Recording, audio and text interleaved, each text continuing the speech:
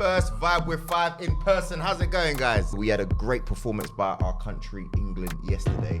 Absolutely proud of the performance. You were at the game. Listen, man, I was standing next to Frank Lampard and we both looked at each other and got the chills when the first whistle went and the roar in the place. There was a leak early doors, wasn't there, a couple of hours before, that it was going to be Trippier at left back. If I am Chilwell, who's just won the Champions League, or I am Luke Shaw, who's been probably arguably the best left back in the league this year, I'm sitting there looking at the manager going, what's going on there? You're playing a right back, left back over me. Grealish, he didn't start. Social media, fuming, bruv. I was fuming. I'm looking at the game, but he's just standing there right in front of me, looking in my face. Wow. Then all of a sudden he just poked me in the head like that. Well, randomly? Yeah, he went, what, you can't see me? Like that. I went, what are you doing? And he went like that, and I smacked his hand like that. He went, I got you now. Can I just say something? Scotland are getting beat 1-0. Scotland are getting beat 1-0. So Alex Ferguson has been on my phone all morning. Hey, read it out. Him and who's the other one I got on my phone who's been blowing it up? Darren Fletcher.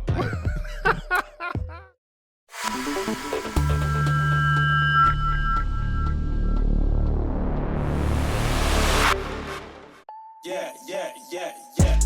You already know the vibes. Looking in with the guys. Stephen, Rio and Joe.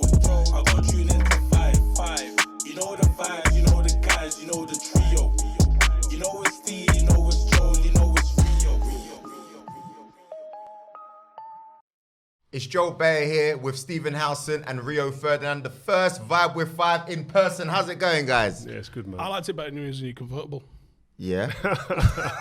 In your Lakers top. Oh yeah, boy. You got to wear the Lakers top these days. Are you Nigerian? No, I'm from the Congo, man. Oh, okay. You know what? This is actually one of Steve's tops. Is it? Yeah. Okay. He's a big Nigeria fan, so No, let me borrow this. Yeah. No, asking me. No, it's not his top. He's got he collects tops and stuff like that. So yeah, it's all good, man. I like it, man. All right, cool. You know what I mean? Okay, so Rio, Sokin is sponsoring the Vibe with Five show. Can you please let us know what Sokin is? Well, Sokin is listen, you can send money to over 200 countries for one monthly fee of $9.99. There's no FX markups. Listen, I got involved with this company, by the way. I'm an investor. And the guy come to me, massive Man United fan, reached out to me and said, listen, do you want to be involved in this thing where you can save people a lot of money? The tech I loved about it, the simplicity. And so I got involved, man. And you can use Sokin to travel, which is another key thing when I'm traveling. And you pay nothing on the card, no transaction fees, etc. You can convert your money into euros for $9.99 monthly fee, and then spend away in euros in Spain, Portugal, etc. So flat fee, like $9.99, you're good. Yeah, and that's it. You ain't got to pay no extra costs.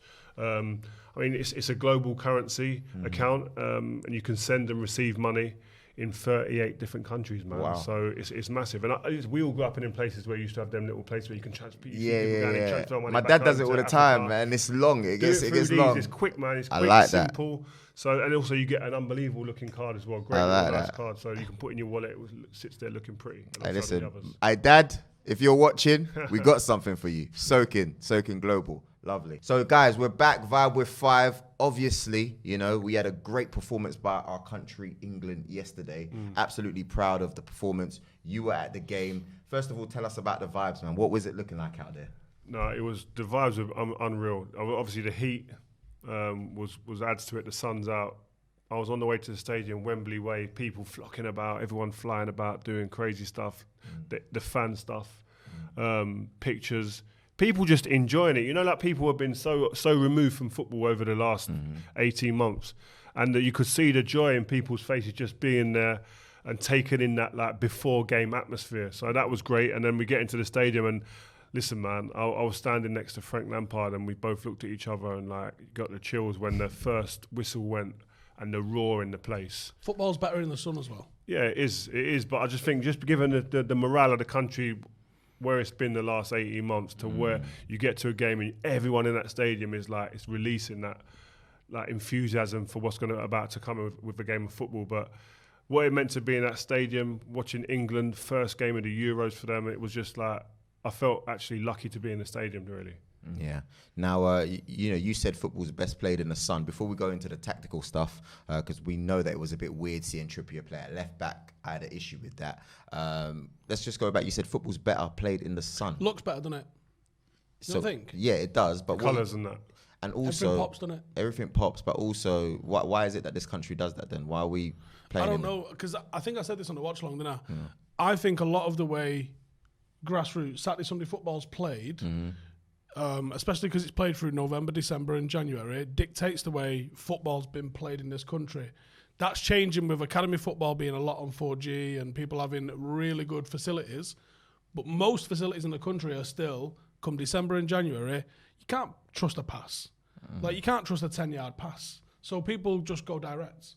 And I wonder if we just did away with that winter stuff and we had a season from like March to October instead maybe, or something along those lines, would it be a different game in this country? Now, it probably could. We never know. Because what's the 2 months we have off? June and July? Yeah, the best time to play football as well. But we were talking yesterday in the studio or at the ground. I hated playing in the sun. Seriously? World Cups were a problem because, I mean, in Japan, we warmed up. Let's say this is the pitch, this table. Yeah. And we went out for the warm-up and we found a 10 by 10 square and tried to warm up in that 10 by 10 square of shade because it was that hot. So how do you do? What times do you train in the day there? What, in the World Cup? Yeah. You train, but any time of the day in them countries is hot. So it's hottest, obviously, in the midday, but you'd never train in the midday. Because I'm asking because when I was in Dubai, like a couple of years ago, and the heat was just so mad. Crazy. They said that in their league, the players train at 7 a.m. Yeah. Because it's the only time. Yeah, that in it's Dubai, cool. they train at 7 a.m. or they train in the evening when the sun's gone down. And I mean, that's what I mean. The Qatar World Cup, there ain't going to be no games in the daytime. There can't be. It's always all going to be morning. But that's what or I night. said. But that's what I said. But I don't even. How can they do that though? It's Time not going to zones. be warm. It's not going to be cold. I went to Bahrain and went and watched the first team training. They were training at like 9 p.m. Yeah, it's going to be late games because you can't play in that heat, man. And for the players' well-being and welfare, you can't. Like, it's too much. I mean, I've played in hot countries, and it's like I used to be scared going into the game seriously. Because like I used to find it that hard. I used to find it difficult, man. Like. And and there's no disrespect to it, but centre halves aren't the ones that are running the most in a game. Either. No, but it's just like your mouth's dry, but it's just testing physically, like to be able to run around at full speed and implement a game plan that's normally high energy in that heat. It's hard. But I remember you watching England, Argentina. What time was that game? That was an evening game. For you, it was evening. For us, we had to wake up at some mad, crazy time. Mate, I was at Weatherspoons at 9 a.m. It was a mad time. But I'm guessing now it's because of not only the time zones, but the heat as well. Yeah, well, we played Nigeria, funny enough, in our last game in the group stages in the day. Wow. Really? One of the hottest days of my life. So how do you mentally prepare? Obviously, physically, we know what you're saying, but mentally... You got to try. It's mind over matter, isn't it? You just got to you've got to try and block it out, but it's so difficult. You get to the stadium, you go into the change room. You think, right, the aircon's on, it's all right. Yeah. You walk out for that warm up, and sometimes it just hits you like a whoop, and you're like, rah, oh my god. You look around at each other. You go, did you feel that? How are you consuming the waters? Gallons, quick. Is it? Yeah, but you're not meant to. You're meant to just sip. But it's like you walk, you throw it on your head. I remember we played in a tournament, with a pre-season game, in South Korea one time. And I remember coming into the change room after, it might have been South Korea or Japan. Anyway, we're sitting down half-time. I remember we're all sitting listening to the manager. 5 minutes goes, whatever. And I remember I looked down at after we finished talking, looked down at my feet and there was a puddle of water. And I was thinking, where's that come from? My boots ain't wet. Yeah. I looked at the bottom of my shorts and there was just dripping. The whole thing, obviously all coming down, just dripping out. It was a puddle. Everyone had it. It was crazy. Humidity. Yeah, mad. That's long. That sounds long. But it looked really nice outside Wembley. That's why we went on to the topic. Look, like we were saying in a watch along, looked like you were in Australia or something like that when you did the little vlog. It was nice. It was really nice. I just wish I could wear shades on live on, man. Yeah. It would just tee off my outfit properly. Hey, you're getting comfortable though. We saw you in the Italy game when you were covering. They were like, "Is Rio coming to the studio afterwards?" He was like, "Can't be. Look what he's wearing. He's all relaxed and that. He had on the trainers." Yeah, it's nice. Nice. No, that's really good. So before the start of the game, we had the team line up. We went kind of mad. Steve, why did we go mad? I wouldn't have said we'd gone kind of mad. There was a leak early doors, wasn't there? A couple of hours before that it was going to be Trippier at left back, Walker. Southgate mentioned there was something that they'd specifically worked on tactical. What do you think that was? I just think that he wanted somebody who he could trust defensively more on the left-hand side. Oh, for sure. Yeah, I think that's an interesting comment after all this season. Yeah, and I think that's what he said. I think that's what he allured to that. he alluded to that after the actual game, didn't he? And he said that he wanted that little bit of security on that side of the pitch. I wouldn't have assumed Trippier was a better choice defensively, though. Listen, if I am Chilwell, who's just won the Champions League, or I'm Luke Shaw, who's been probably arguably the best left back in the league this year, I'm sitting there and looking at the manager going, what's going on there? You're playing a right back, left back over me after what I've done. And then, but the problem is they won the game and they won it convincingly. Yeah. Them players can't say nothing to Southgate now because he'll say, listen, I'll tell you what, spare 90 minutes to watch the game, and then the game plan was executed, so relax. It looked like they were trying to put a lot of balls from Trippier into that sort of channel ahead, and didn't know if they'd looked at Vrsaljko maybe and said, there's something we can attack or get but at that's here. like, Early doors. okay, so what, so Shaw can't play that ball? Yeah. Chilwell can't play that ball? I think there must have been more, there was something else defensively. I think it looked like he was just trying to stiffen things up, didn't want him marooned. He didn't really go over the halfway line much, to be fair to him, Trippier. But I thought Southgate got all four of his big decisions right on the day. They all paid off. Which were Trippier playing left back that people didn't agree with. Yeah. Loads of people were calling for Sterling not to play. No, I was one of them still. I can't lie. Yeah. I thought Sancho should have started, to be fair, but because for me Sancho's in form, and I keep going back to what Gareth said. He's picking players that are playing on form. We can understand why Foden's playing. We can understand why Mount is playing, and you can also argue that above the fact that Grealish hasn't played as much football, even though he's the danger man. Those two have played more. Yeah. Do you see what I mean? I know what you're saying. I understand people's arguments for and against, but the third one out of the four, Mings playing at centre back, and then the fourth one playing three in midfield the way he did, with one holder and two number 8s alongside him, rather than two pivots, two holding midfielders. This is what you wanted. This is what I wanted. This is what you wanted. But it was decisions that he has gone away from what the norm for what he was about tactically. Phillips was, for me, man of the match. Yeah, he was man of the match. He was I thought brilliant. he was mint. We'll get into that. Mings made a lot of sense when you think that the threats that you're looking at with Croatia, known for having good crossing ability, let's have a guy that we know's got good aerial ability, probably the best in the squad at the moment, which is Mings. He's probably deficient in a couple of other areas, but you know that if someone's going to get their head on something as it comes in, Mings is the guy for that. And he's also, I would probably go with him against Scotland as well, because I think Scotland are going to try and be physical with England. So the guy's an absolute giant. He's playing against players he knows as well. Like he's playing against Shea Adams, who's probably going to be the starting up front. He knows the midfielders behind that. And listen, at the end of the day as well, he's a player, like I said on BBC, he has no experience at his level. At club level, no European experience, hasn't been exposed to this type of environment. But his first game doing it, you have to give him the round of applause he deserves. He'd done everything asked of him. He dealt with everything. And listen, he'll have definitely stiffer tests in an England shirt in this tournament, 100%, no doubts, because he didn't really play up against much in terms of a number 9. Yeah. So that was probably work for him, but you still got to go and execute, and he did. And on top of that, you got to remember Conor Cody, from my experience watching Wolves, he probably plays best as a free.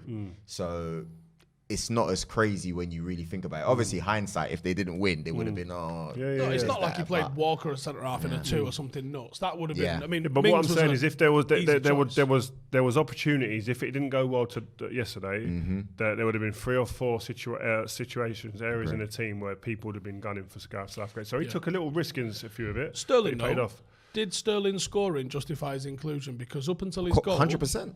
Can I say something though? Wait. I understand what people are saying because he hasn't been playing for Man City. But in an England shirt, his last 16 games before yesterday, he'd scored 12 goals. Yeah. Because so you can't tell me he can't play. Post Russia, he started banging in the goals. I'm not gonna lie. But at the same time, it's not that. Look, I know Sterling's a world class player. But we're going with what Gareth said. Gareth said that players who are in form are the ones playing. But do we have to hold him completely to that, implicitly to that? If you tell me to be here at 2 p.m. and I get here at 3 p.m, what are you going to say to me? Yeah, but he might have said to his squad behind closed doors, you know what, guys, I did say that, but there's going to be a couple of situations when a man scores 12 in 16 at schoolboy level or first team level, he has to be involved. That is form. Yeah. In an England shirt. But I'm talking about the first 60 minutes of the game.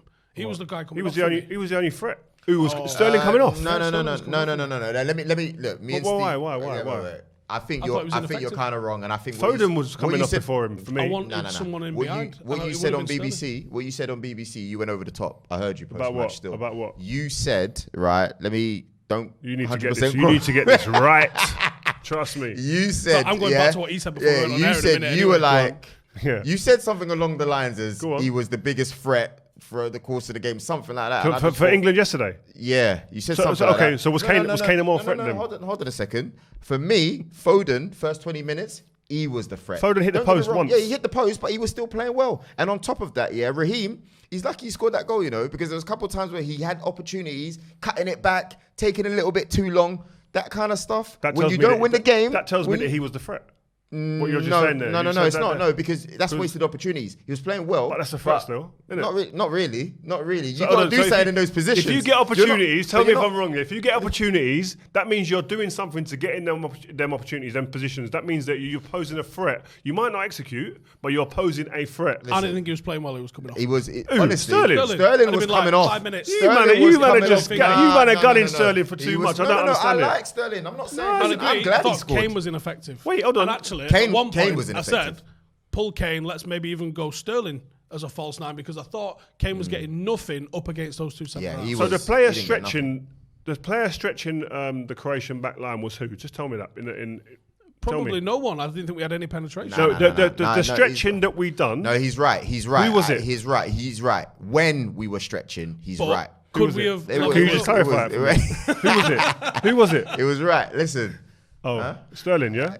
But I thought there was levels to go through, and I think we weren't doing it. I think but- Rashford or I'm not saying he was rubbish. Sancho could I'm have not done saying that he's better. rubbish. I just think you went over the top. Like you started going on as if he had like a worldie for like. No, you know he's what I mean, out. to He this was squad. the biggest threat we had. I'm not saying that he was unbelievable. Listen, there's players in there that could perform better, 100%. But I think he had a good game. yesterday I don't think he had a good game. it was was a okay. very, He was okay. very well managed performance, and it was tournament football. No, once he scored, I can't lie, he kicked. I think first got confidence 25 from minutes. scoring. First 25 minutes, he was all right. Like I said, I'm not really too keen about all that wasting opportunities or whatever we want to call it. But he went quiet, like most of the players did. Calvin Phillips, for me, man of the match. Oh, I don't debate that. That I think Foden, first half, brilliant first half. Has he made Second half, himself undroppable?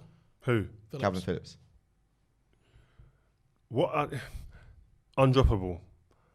I don't think any player in this squad, Gareth Southgate, thinks is undroppable, probably bar Harry Kane. Hurricane. Yeah. I feel that he feels that he's got so many tools, so many different weapons in this team who can do different jobs, similar jobs. And I think it's such a positive for this squad. No one's complacent.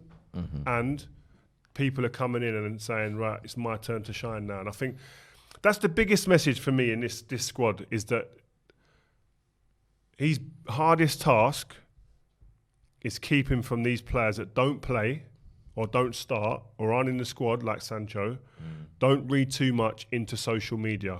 Did we get any explanation on why he wasn't in the We squad? don't need one. So we didn't get one. I don't think but I think he would have got an explanation. I'm hoping that Gareth has got his arm around him because the players that need most talking to after a game like yesterday are the ones that don't play. In a squad, the ones that don't play are the ones you need on side because you're going to need them.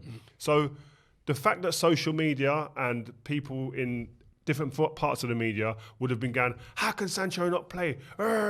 He's going to get his time. And the job of the management is to make sure that he doesn't fall into that, well, why ain't I playing? What's going on? This is Liberty. I'm down in tools. He's got to be in the mindset of, I'm going to get my moment, and when that time comes, I'm grabbing it with both hands. So- that's how he's got to be thinking. So when to you win, if to you're going to win. So when you played, right? Can't tell me that. No, wait. I wouldn't. I exactly. wouldn't. Be able to- I wouldn't be able to- I'm saying this now. said but got I- off. Hypocrite. I wouldn't have been able to. Hypocrite. But my era is very different. My Why is era it? wasn't rotation. It wasn't a rotation like the way it is now. The players are brought up to understand and respect. That's not true because Andy Cole, Dwight York, Sheringham, and Solskjaer had to rotate that role. No, that they did. Right. I never rotated. Centre yeah. backs. Centre backs. So basically Centre backs. what you're saying- What Okay, centre cool, no, backs? I get you. Partnerships I get you. ever I get you. rotated? I got that. Not I understand. Ashley Cole didn't get rotated. Patrice ever never got rotated. But you're Gary talking Neville about never but got. what you're telling me here, what I'm hearing, and correct me if I'm wrong, is you're talking about the best of the best here. Those boys you're naming, including yourself, these are the elite. Do you reckon it's also an arrogant thing? You told us the other day on Late Night Vibe, from the time you were 17 years old, you've got Glenn Hoddle bringing you to be in and around the camp. You knew you was it beforehand. So do you not think that's got something to do with you having difficulty? Someone saying, Rio, you're not in the squad today. You know. Yeah, but you did get binned out of squads. Well, No. It's about rotation's different. I'm talking about you're in a squad. You're in a team like Man United's team, and each week you don't know if you're going to be starting. West Ham? And I played every game when I got into the West Ham That's team. what I'm saying. World Cup '98 though, did you go knowing that you was 23, 23 in the squad? Yeah, but but I knew I I was a kid then. Yeah, like, you knew that. it's So you very didn't have that different. mentality No, I of, didn't. like, So like, get it's me not in. like saying, for instance, I don't know, if Calvin Phillips don't really know if he's going to play next game. He ain't 100% sure he's going to play. Do you know, Raheem Sterling scored yesterday. He probably still not 100% sure he's going to play. You know what I mean? Foden's the same. But what I'm saying is the culture nowadays is that these players understand and respect that I'm going to be rotated. Probably a good 75, 80% of every team gets rotated. When do you ever hear, this is the same starting 11 for the 5th game on a spin now? You don't hear that. In our time, it used to happen a fair amount. We used to change a fair bit, but the manager in our generation would change 2 or 3 players. These guys are changing 5, 6, 7 players sometimes. It's like mad. And the players don't even kick up a fuss too much unless it's 4 or 5 games they're out of the team. Whereas if the manager came to me and said, "Rio, I'm going to rest you this week, but you're going to play," so I'm fuming. Yeah, but you had a bit of that in the last couple of years at United to manage you back though, didn't you? No, it was more about, I had that one or 2 games. It was more about, are you fit, Rio? Okay, you play. But the odd time where you thought, you know what, you've come back a bit too soon, I ain't going to risk it, I'm going to play it. But in my mind, I'm ready.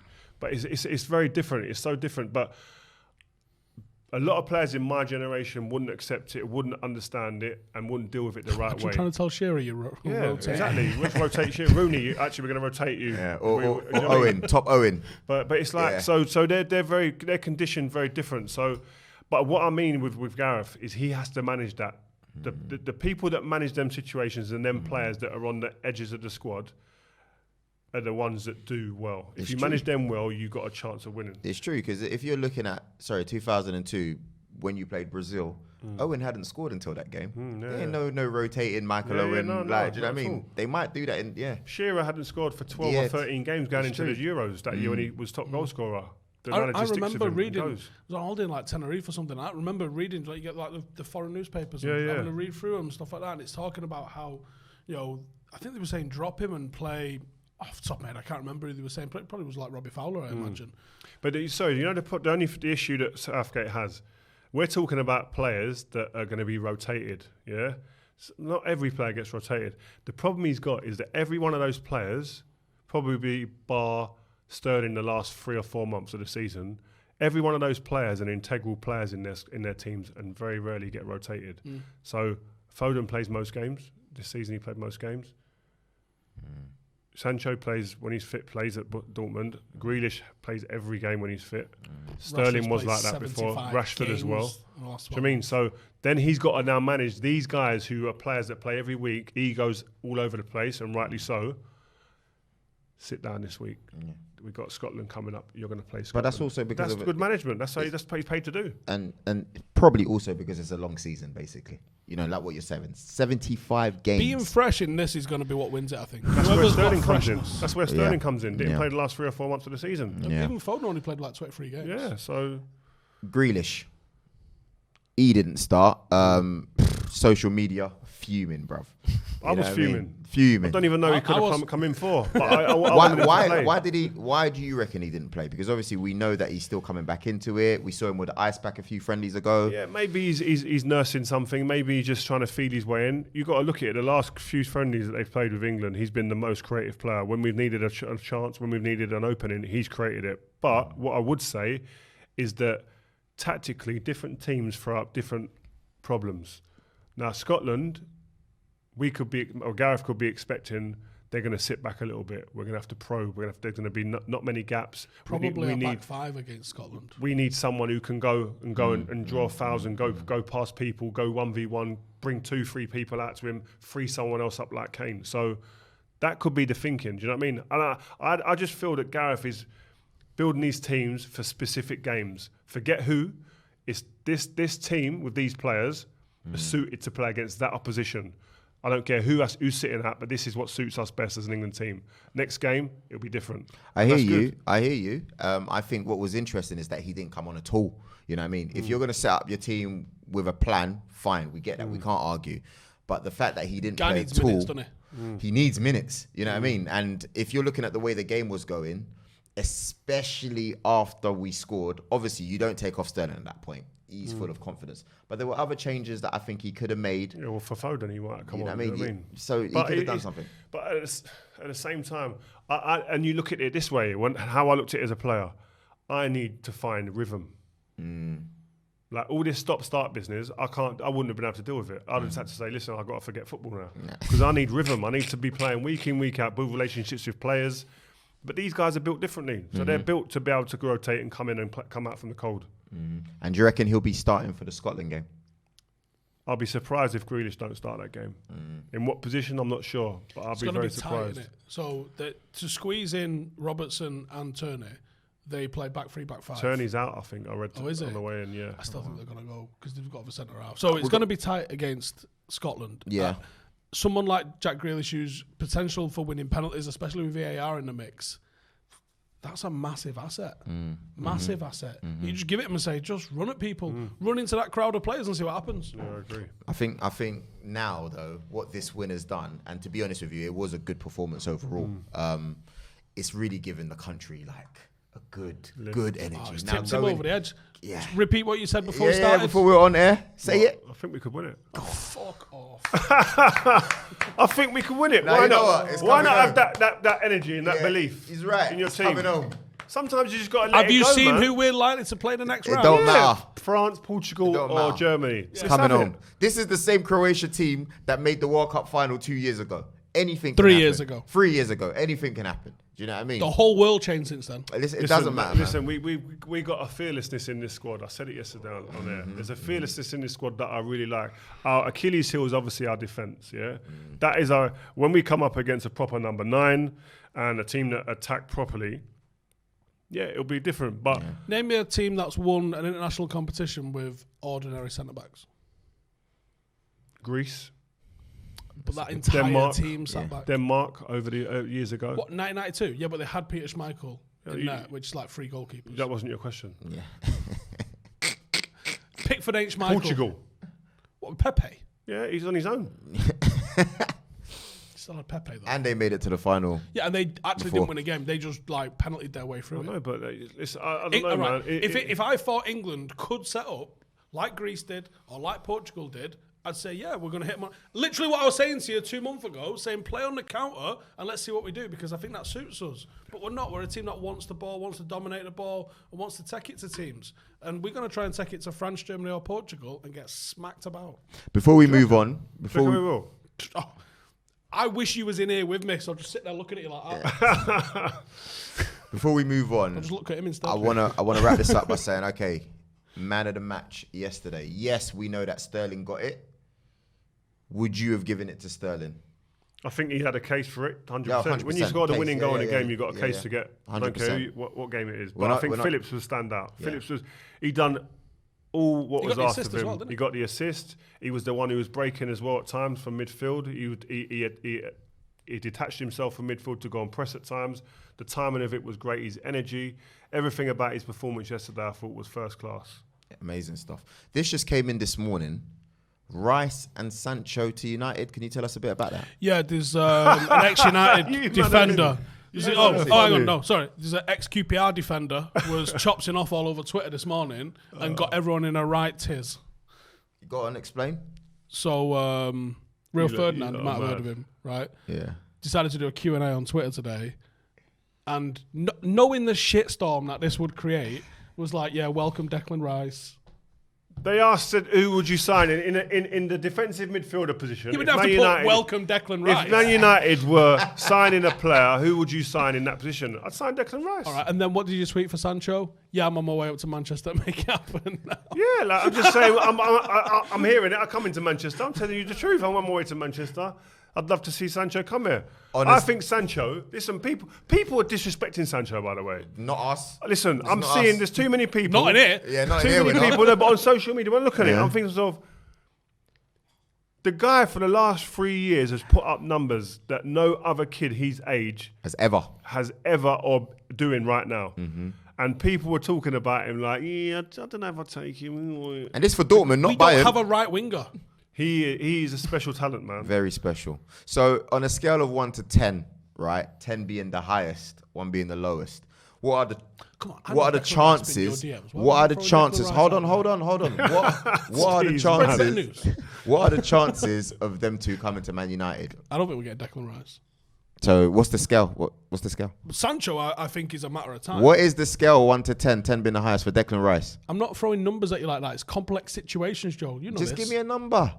0 for Declan Rice. Go on. Sancho, 8 or 9 out of 10. Okay. I'd- What about yourself? I'd go Sancho, yeah, high numbers like that. But Declan, I don't know. It's more about with a position like Declan's is do Man United feel that he's an absolute need right now? Are there other areas in the team where they have a bigger desire to recruit for? I think centre back, 100%, and I think right wing, 100%. The problem is his price. You buy anyone. West Ham don't need to sell. They're in Europe next season. Like, West you Ham go- fans are going mad, by the way, on social media. They're What they hammering me say? like, why are you saying that Man United should buy him? Yeah. I was asked the question. I answered the question honestly. If Man United acts on my information and my say-so, then so be it. Yeah. You've got Sal Niguez available for somewhere like 40 mil. You've got Ruben Neves available for some supposedly a similar sort of price. Yeah. You could get both of those for the price of Rice. And for me, we've retooled better with 2 of them than 1. I think his price is going to be prohibitive. It costs more because you're English. You cost more because you're coming from a team like West Ham who's now in Europe that doesn't need to sell, doesn't probably want to sell. I think whoever buys Declan Rice buys someone who's going to be there and committed for 10 years, yeah, giving you top quality service, and somebody who will be a driver of the right culture at your football club. That's what you're buying. That's a good point. And obviously a player, I think, who's got still levels to grow in his game and who's hungry. That's a really good point. I think the price is too much at the moment when, like I said, we've got multiple we've got areas so many to players we fix. can throw in them deals. You get money off it with Jesse, but they're talking about Jesse being worth like 10, 15 million. Like, I didn't just see him being the best player in the Premier League for about 10 age, years. bro. How many years has he got on his contract age, and his age? Not a lot, but still. That's the thing. There's so many. You'll be lucky to complexities of if you get 20 mil for him. Consider yourself really lucky. Jesse's in a great position. Yeah. He's put himself in the best possible position. Went and watched the game in Altrincham yesterday. Sick. Do you were see there. him? See He had a that, see parrot that. on his shoulder. Yeah, I see What's it. the parrot about? I don't know, but he was DJing, doing a whole madness. Yeah, yeah, Love yeah. the vibes. Nice, Love the vibes. All right, cool. Before we move on to the other fixtures, I want to stop and talk about Christian Eriksen. Now, he is in a stable position, which is great. I didn't get to see it. What were your thoughts when you were watching the game, Rio? Yeah, man, I got a bit emotional, I've got to be honest, because to see that and to see the effects of his wife, the pictures of his wife or his girlfriend coming through as well, it was just like so emotional, man. And like it hits you and just makes you think about like life, man, and the importance of really appreciating life and enjoying your life. And it's great we can sit here now and he's made comments that are now live in the media about like he didn't really know what happened. He's really keen to find out what happened. Have they He's released what happened yet? Because No, there's not 2 possibles, exactly, isn't there? yeah. Like, it's either a heart attack or sudden cardiac. Yeah, I think they're arrest. saying a cardiac maybe. I wouldn't like to jump to conclusions, but I think that's the rumours that I'm hearing. But I just think that he'll obviously be reevaluating his life post this and just hopefully continues his recovery in the vein that he is at the moment, which seems to be positive. So, yeah, it was a day that the football kind of, you stand still and go, wow. But the team came out and played an hour or so later, which would have been extremely difficult for all those individuals playing. But yeah, man, listen, it's a tournament. We're happy it started and stuff, but then situations like that happen, you think, wow, okay, let's just look at life. Yeah, Think he plays again?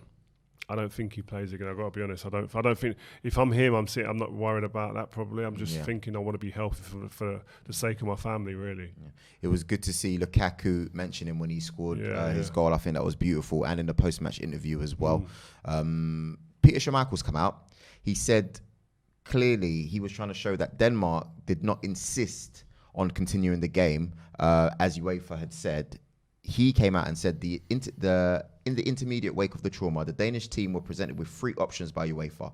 You play immediately, play at noon the next day, or forfeit 3-0. Imagine asking them to forfeit. You know what I mean? And then UEFA announced the player's choice of option 1 by calling it a demand. And obviously, he's not very happy with that. Yeah, I can understand it. Listen, when you're involved in your national team as well, that you're gonna be disappointed, you're gonna be angry, you're gonna be upset, given what's happened to one of your players. But looking from the outside as well, when you're looking at UEFA who are trying to run a tournament as well, it's difficult for all parties. You know what I mean? People are talking about the broadcasters showing certain pictures. It's very difficult. Do you know what I mean? There's a cameraman who's there. The feed isn't actually even run by BBC. No, it's run by UEFA. So like they're not controlling the feed that's going out to everybody. So, but it's very difficult. And I think that in situations like that, it's such like it just happens like that. And to react.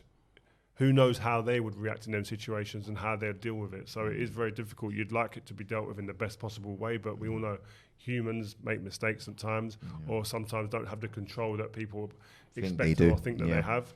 So things don't go to plan. But everyone's, I think, best intentions were there.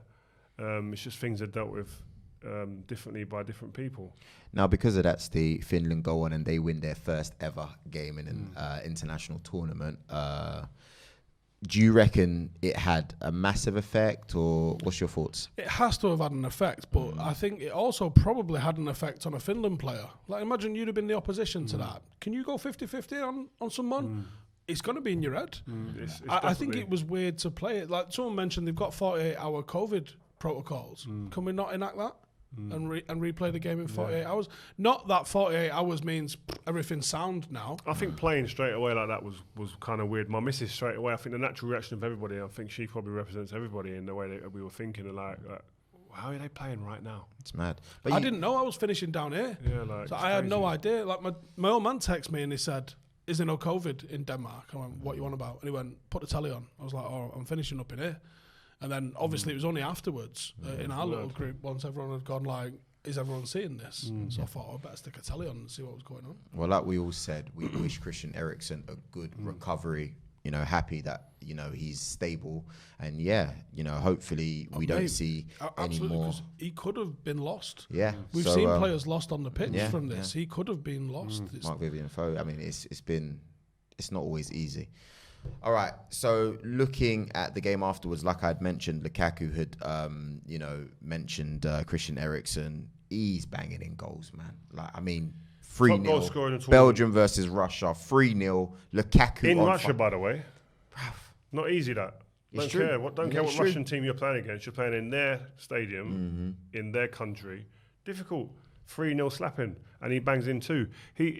His goal record, Lukaku, is nuts. Is absolutely crazy. He's the top goal scorer in Belgium history. But even for Inter Milan, let's not forget he's broken original Ronaldo's record. Now, I'm not saying he's original Ronaldo. Calm down. But what I'm saying is you need some sort of skill to be able to, do you know what I mean? Be in and around the mix. You know. Listen, Belgium get to the semis, even quarters. They get to the semi. I think he bangs in and becomes the tournament above Harry Kane. If you're basing it on the 2 games we've just watched between the England game and the Belgium Harry game, Kane's going home in 2 more games. This guy's a hater, bro. Hater. But I just think Belgium. I think I don't think they're going to go anywhere near winning it, but I think they'll go later in the tournament, and I think that he'll be the one to get them the goals. I was talking with one of my mates yesterday about. We said, "Where's all the number 9s at this tournament?" There's only about 4 that you can really name. And we went, think back to, you're probably looking at Immobile, you're looking at Lukaku, you're looking at Kane. That's really, I mean, Spain have got Morata, but are you calling him I don't rate him. old school I 9? don't rate him at all. Germany have got Werner and Lewandowski. Yeah, I mean, obviously, Poland's got Lewandowski, but I mean, who is the quintessential number 9? But like, there's just a lack of. There's not the depth. There ain't a depth. I mean, obviously, you've got Benzema and you've got Giroud at France. You're not calling Mbappe a out and out 9, are you? I think a lot of it's down to back in the day, you had 2 striker systems. Now it's a 1 striker, and younger players come through playing wide right or wide left, don't they? And then they migrate centrally, like Greenwood's doing now. I think he ends up as a 9 eventually. You look at 96, you look at the England strikers you had, and then you look around the rest of the world. Some of the players that you had, I mean, from your Batty Stuters, your R9, this isn't even thinking about, because I think Raul and Del Piero were more like the wide forwards that we kind of see now. I think they'd be amazing in today's game. But like the proper out-and-out number 9s, Ravanelli, Boxic. Boxic was a player, wow. Just some unbelievable. Even when Al number was here the 9s. other day, Shearer, when he was talking about with the late night vibe, he was talking about the strikers of England. The depth England had then was like Shearer, Sheringham, Fowler, Les Ferdinand, Andy Cole, Matt Le Tissier, Wrighty. Kev Campbell didn't go. Yeah, that Dion was mad. Dublin. That's mad. Dion Dublin scored as many goals as Cantona in 96 as a striker. Flipping it. But back then, you didn't need to score that much there. No. You know. But he still did. No. He scored the same as Cantona. Let's have it right. Who did? Get it. Dion Dublin. Bad player. Yeah. When you're looking at some of those players, Chris Armstrong. He When never you- gets spoke about. He was good as when well. you're looking at some of these players, right? For example, Sheringham. I know he was in the United team as well, but playing against him. Sheringham. Can you give us some detail about some of these players? Because I think, like you're saying, there's all these top players and they all had different attributes. Sheringham was a bad player. Sheringham, he wasn't fast. No, but he had mad technique. Is He's just the way he played the game, the positions he took up, he'd go and play a bit deep, and he was a thinking man all the time. You could see him thinking about everything. His technique was up there with the best. Yeah. Like he was like probably that era's probably the nearest you could probably say Berbatov in terms of like touch and finesse and wanting to set chances up for people, taking care of that last pass. He was a technician, man. Sheringham, great player and a great partner for a lot of people. They like playing with him. What Played till about 40, you know. Yeah, proper player. What about Wrighty? I've heard the story where you said you played against him. I think he was at West Ham or something like that, or he was giving you a hard time as a kid. Or No, something. he was a great player. Right, he was like the estate boy from London's hero. Yeah. Do you know what I mean? He was just like, you could see yourself in him. Like he was just a mad player. But like But you said he weren't nice when you played against him first time. Yeah, because I came on the sub as a sub at Highbury, and the ball was at the other end of the pitch for a call. We had a corner, probably the only one of the game, and I just come on last 10 minutes, and I'm standing, so I'm marking Wrighty from a corner, just me and him, and the corner's just getting set up to go, and he's just standing there looking at me. I'm looking at the game, but he's just standing there right in front of me, looking in my face. Wow. So I'm like, and I'm just trying to not look at him, like, someone's there, like that, you're going, like that. So then then all of a sudden he just poked me in the head like that. Well, randomly. Yeah, he went, "What? You can't see me?" Like that. I went, "What are you doing?" And he went like that, and I smacked his hand like that. He went, "I got you now." Like that. Shit. And I just thought, like, what's this guy doing? He said, "Yeah, I got you." And then the game carried on, and all the way through the game, I'm thinking, "Fuck, I can't stand him. I hate Wrighty." After loving him, growing up, and I went back to the estate, and the boys are going, "What, you played at Highbury against Wrighty?" I said, "You know what? He's I can't stand him. He's this, he's that." And they're going, "Don't lie, I swear." I said, "But he knows That's that." exactly what he wanted to do. He's in your head. Yeah. And then I met him months later, I think with England or something like that, and he chatted to me like normal. And I said to him, thought, I said to him, "You remember like what happened at the game and that?" He said, "Yeah, don't worry about that, man. What's wrong with you? These things happen in the game. Yeah. Like, I just try and get into your head and that. No, we're cool, man. You're my boy." And I was like, And he "Yeah, did. right. He's the man. He's the man." And I was like, "Yeah, this is the guy. You know what, guys? He's all right." But he taught you basically that some footballers play. There's more to it than Yeah. just going and playing. I've never seen that before. You just go and play football, and that's it. You mess about with your mates, but when you're playing for like your professional club and that, it's really professional. Whereas he just kind of rolled it back as if to say, like, I'm going to work a different way to get through to this kid and just try to make him uneasy. But as a player, like, he had textbook stuff like the movement, like opposite movement to get in. So like he would come short to where the ball is, knowing the next movement's going to be long to go behind. So when he goes short as a defender, I go with him thinking he's going to go that way. Yeah. And then he's just gone, and he was fast. But it's as well. hard because if you don't go with him, then you've given him the ball and he's able to. Yeah, if you don't go with him, all on the sideline's going to be his Yeah, touchdown. yeah, exactly. And he could finish with both feet. He's probably one of the most naturalist finishers I've ever played with. Natural, both feet. He could do any finish. Dink with his left foot, bang it with his left foot, mirror that with his right foot. Like, he was mad finisher. Like, I see him say something to someone like, Chris Sutton and Michael Owen, I think it was in the BT studio. Oh, They yeah. were talking about finishing, and he says, "You lot can't Finish me. you can't finish, you can't deal with that type No of way. talk." There. He weren't having it. Like, he weren't. I was just thinking, but Michael Owen's right there as well, you know. Yeah, but he Michael Owen, weren't- as great as he was, and I'm Yeah. one of his biggest fans. Yeah. He couldn't finish like Wrighty. He couldn't finish with the variation that Wrighty had. Okay. Wrighty had too many clubs in the bag. Is it? Nasty. That's a lot. I've got one more for him, but do you want to ask him one? No, I'm just enjoying the Flipping. little stories like that. I love the stories like this. This is what we do. First vibes together. Do you know what I mean? Shearer, he was here, and you said he hit side nettings and that, but we didn't really get in. We didn't get a chance to talk about. Shearer, do you know what? I wish I'd played against Shearer before he had the cruciate knee injury. I got you. Because I remember I used to watch him and thinking, Jesus, this guy's an animal. Like running from the halfway line past Pallister and people like that, leaving them in his wake, banging, roof of the net. Like, he's probably up there after Ruud van Nistelrooy, the most ruthless finisher I've seen. Yeah. Like in terms Shit of celebration, though, innit? yeah, Can we have it poor. right? So it's like basic. It's just like we need Come on, a sort little it out. variation. Iconic though. But you know, it's like the way he finished the ball was like an aggressiveness that I've only seen Ruud van Nistelrooy have really, and Anger or about when it, Wayne like Rooney early in his frustration. career, like the velocity he hit the ball with, or Batistuta type vibes. Like he's just like mad finisher from all mad angles. 30 yards didn't matter. Getting in on the 6-yard box didn't matter. He could score all them type of goals, and he was a strong.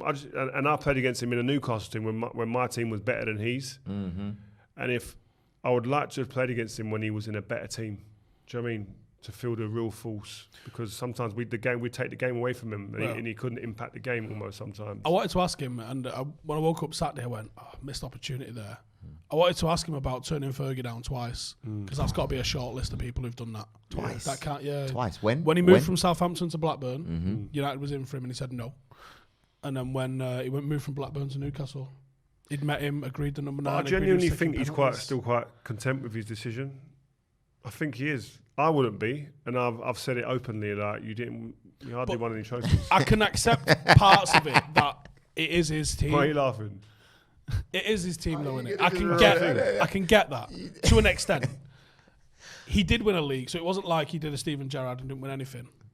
Right? Wow. Hey, listen. It was Don't take that shots he at went Stevie all the G, way though. through. That's my guy. He won a Premier League. Gerrard's got none. Right? Same as me. Right? So he signed for his boyhood club, and he did win stuff. And he captained his country. He still did a lot in the game. That's why I think he's content. That's why I think there's a I don't think it's consensus false to- when I hear him say, Yeah. "No, I'm happy with what I did." It's just And he loves Newcastle as well. United Yeah, fans is it? are frustrated Yeah. that we go, "Oh, we won everything now." But I mean, at United, it weren't like he didn't win much. Yeah, when yeah, he yeah. didn't come. Do you know what I mean? No, we would have maybe won like maybe 2 more titles. Yeah. What you mean? What the double team and that when we won? When we let you have one. Listen, you can't sell TV rights when only one team wins. That's Scotland, All right, right? mate. So we had to find someone that wasn't a threat like you lot, let you win one, and then crack on, win another 3 in a row. Thierry Henry, mate. All right, cool. Yesterday, Ukraine versus the Netherlands. What a game! Could I just say something? Scotland Yeah. are getting beat 1-0. Scotland are getting beat 1-0. So Alex Oi. Ferguson has been on my phone all morning. Let me just see if I Hey, can text him read back it now. out. Hang on, just me pick that name up for you. No, I'm going to text him now. Dropping it. So who? Are you okay, Sir Alex boss? Ferguson. Are you Read okay, it again. boss? Are you okay, boss? What's What his did, number what did he again? message you earlier? He thinks they're going to beat us. He thinks they're going to overrun England. See, that's He's what I got to said get on past Friday. his first game before that. Get him on a watch along, because that will do 40 million views. Can you imagine? Steve, every week, get him on. I just want Wow. Fergie in it. I just want to cuddle him. Him and who's the other one I got on my phone who's been blowing it up? Darren Fletcher. Someone in the comments were like, So- Rio's phone book's going to get rinsed Whoa, during this whoa, tournament, whoa. and So I I'll leave love his phone it. on one of the tables. Yeah. It's gone. Fletcher, you're right. If I had to guess his passcode as well, it's going to be 55555. It used to be that. Was it? Yeah. It used to be that. So man. go on. Yeah, so Scotland are getting beat 1-0, guys, just so you know. Wait, Just if you didn't know that already. yeah. This will be out later on, so forgive us if the score's wrong, but that's what's going on right now. Netherlands just about scraped the win against Ukraine, man. Yeah, the game went off. What do you mean? Man? What's going on? What's that about? Scotland getting beat 1-0.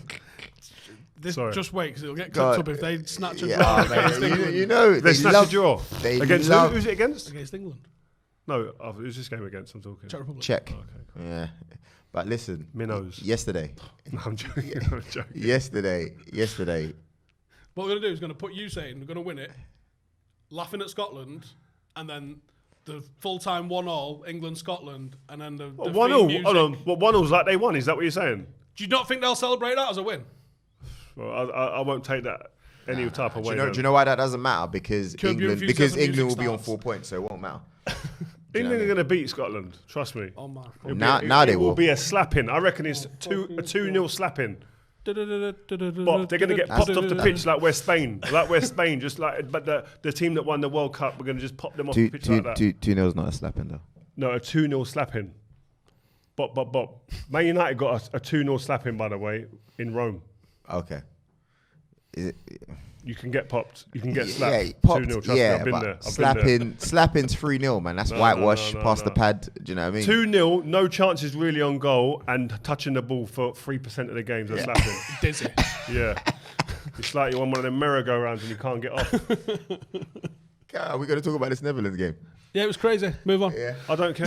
Yeah, you don't get but Van Dijk didn't play. Van Dijk didn't play. I don't care. No, stop. The goals in that game were insane. No, Yarmolenko's goal was nuts. Yeah. Yeah. But he does that for That's West one Ham. of those Exactly. iconic tournament goals, isn't it? I think. You reckon? Yeah. I think so, yeah. Iconic. Well, I think you've pushed it out a bit too All far right, there. I'm going to roll it back a Iconic. little bit. Iconic's like Van Basten, 88. You got to do it in a final, haven't you? Or a semi. Yeah. All right, I'll roll that back. goal. I apologise. Cool. Probably I like the that. best, Wasn't probably the iconic. best I like goal of that. this tournament so far. One of your worst comments I've seen so far.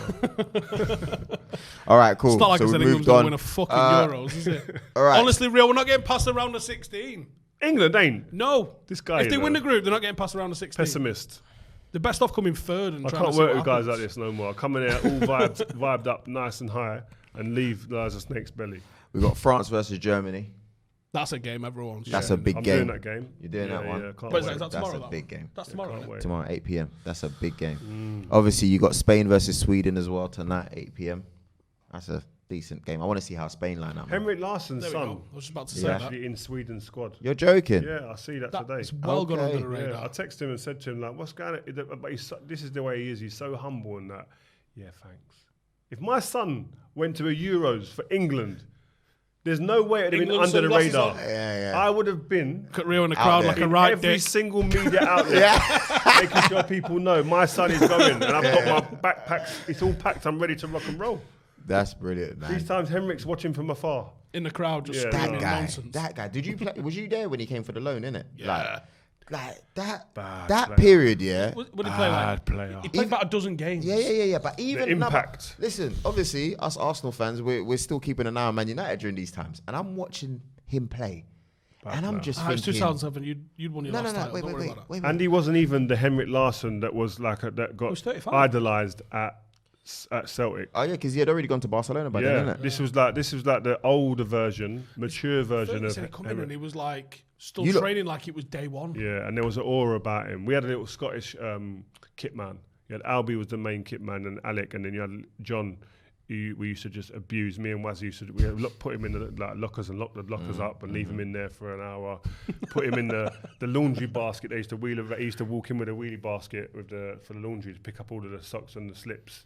People like the dirty skid marks and that, and we'd put him right in it and just make sure he stays in there and just smash him into the wall and that. That's abuse abuse, him. brother. Yeah, HR was all over it. But he was a top man, Johnny was, and he was a Scotsman, massive Celtic fan. And when Henrik Larsson signed, you're bearing in mind, you've had like superstars in our dressing room. Over the years, he's been there, seen them all. And when Henrik came, this is like a 65, 70-year-old geezer turned into like a baby. Wow. Like, couldn't even talk to him properly. Yeah. It's Henrik. It's Henrik, man. It's like you love him, and he's like, no, I fucking love him. Right. And like he came, you could just see the way he was looking at Henrik was like, and just that old man, you know, we used to take the mick out of him in the end. But that's what Henrik was in Scotland at Celtic, and he came, and he showed us why, because he was at later stages of his career. But you ask Wayne Rooney when he comes in, and he comes on one of these shows with us, and you ask him about Hint. the effect that someone like Henrik Larsson had on him in terms of movement, application. the way he sees the game, etc. He was like. Is that the sort of shit Cavani's doing now with Greenwood? Do you think? That's the type of stuff that you hope that older players give off to the younger players. You can't get that from a coach. You're not getting that from a coach. It's got to be a colleague. There's details that your coach can't give you. Did you was he loud? Because obviously, like you said, he's very humble. Quiet. How is he having that aura then if he's not loud? Obviously, everyone can lead in a different way, but how did he lead? Someone like Rooney, and I'm hearing someone like Mason Greenwood are students. They watch.